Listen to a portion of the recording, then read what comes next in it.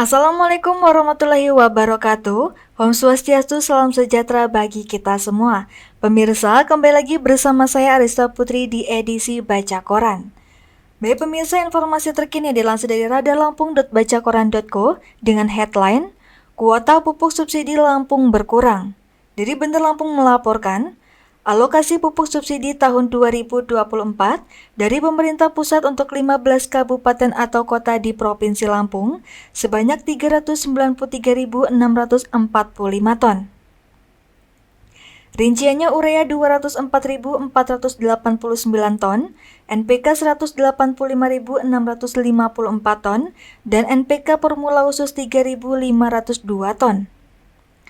Alokasi pupuk bersubsidi untuk Lampung ini berdasarkan alokasi yang diberikan pemerintah pusat ke pemerintah daerah, terang Kepala Dinas Ketahanan Pangan, Tanaman Pangan, dan Hortikultura Lampung Bani Isprianto, Senin 29 Januari.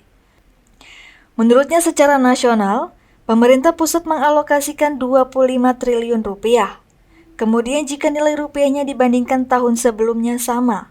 Namun, diakuinya terjadi penurunan jumlah pupuknya, seperti tahun 2022 ada 9 juta ton, 2023 menjadi 6,7 juta ton, dan tahun 2024 sebanyak 4,7 juta ton.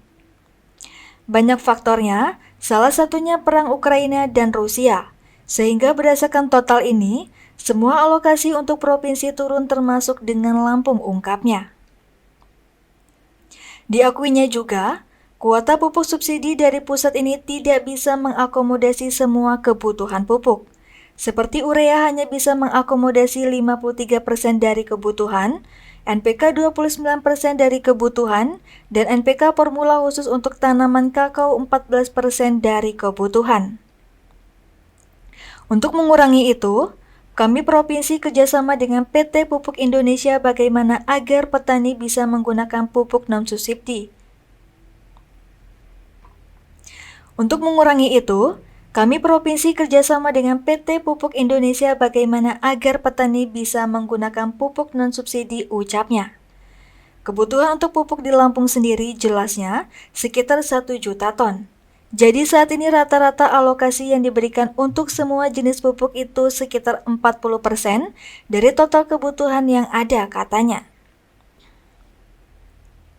Meski begitu, Bani menyampaikan sudah ada wacana dari pemerintah pusat untuk penambahan subsidi pupuk sekitar 14 triliun atau 2,5 juta ton pupuk.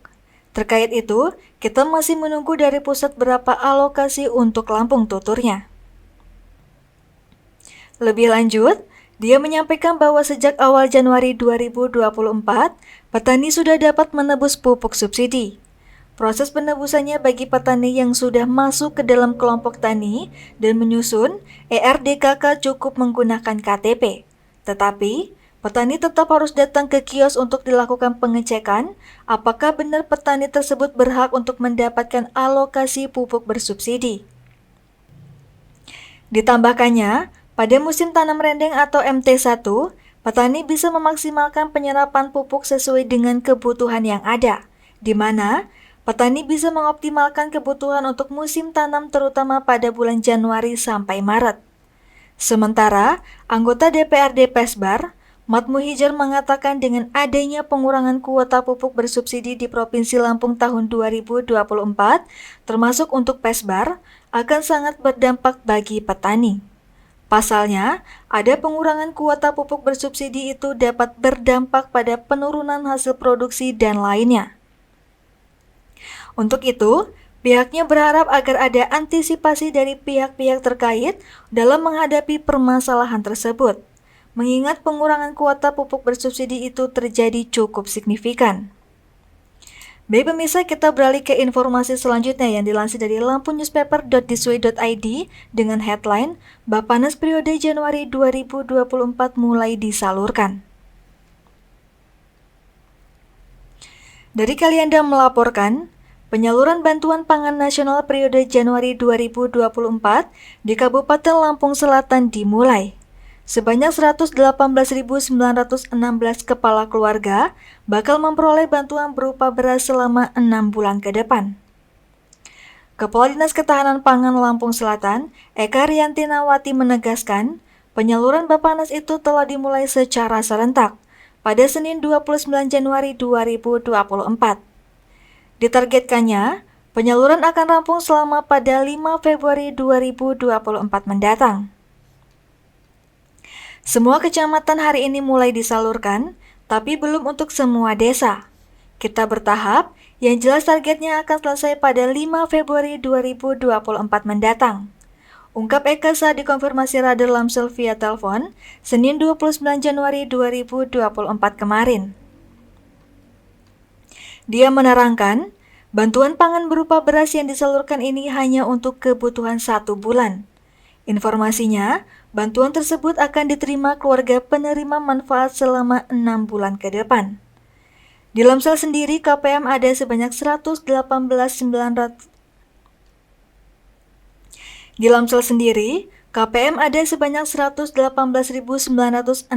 kakak.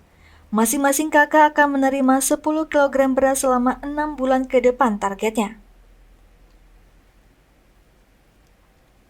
Di Lamsel sendiri, KPM ada sebanyak 118.916 kakak. Masing-masing kakak akan menerima 10 kg beras selama 6 bulan ke depan terangnya. Lebih lanjut dia mengatakan, untuk penyaluran Bappenas ini akan dilakukan setiap bulan secara berturut-turut. Untuk penyaluran periode bulan Februari akan kita lakukan setelah Pilpres, tungkasnya. Terpisah, pimpinan cabang Bulog Kalianda, Nurmulyati Saroni memastikan, untuk penyaluran Bappenas pihaknya telah rampung pengemasan dan siap disalurkan. Tinggal diangkut saja, sudah kita kemas dan disalurkan kepada masyarakat penerima manfaat, pungkasnya. Baik pemirsa, kita beralih ke informasi terakhir yang dilansir dari prabumulipos.bacakoran.co dengan headline, Polres serahkan pelaku tawuran ke Dinsos. Dari Prabumuli melaporkan, dari 16 pelaku tawuran yang diamankan oleh Polres Prabumuli, terkuak bila pelaku didominasi oleh anak sekolah ataupun pelajar. Bahkan, 1 diantaranya masih berstatus siswa sekolah dasar, 1 siswa SMP negeri, siswa SMK, namun ada pula yang sudah tak lagi bersekolah. Ada 16 anak yang telah diamankan, ada yang unik. Ada anak 12 tahun, pelajar SD, anak SMK, SMP, ada juga yang tidak bersekolah.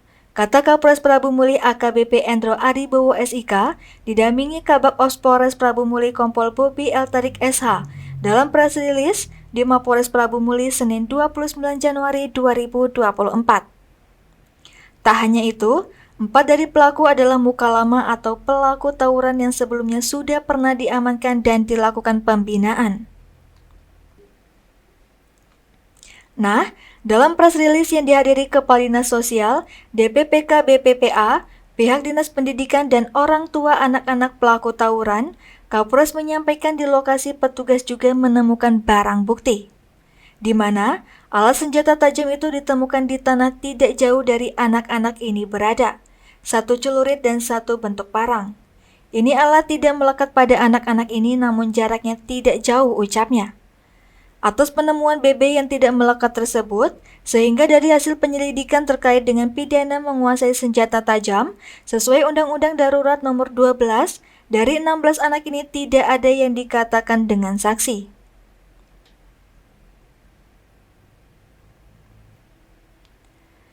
Atas penemuan BB yang tidak melekat tersebut, sehingga dari hasil penyelidikan terkait dengan pidana menguasai senjata tajam, sesuai Undang-Undang Darurat Nomor 12, dari 16 anak ini tidak ada yang dikatakan dengan sanksi. Baik pemirsa, demikian edisi Baca Koran hari ini. Sampai jumpa di edisi Baca Koran selanjutnya. Saya Rista Putri pamit undur diri. Wassalamualaikum warahmatullahi wabarakatuh.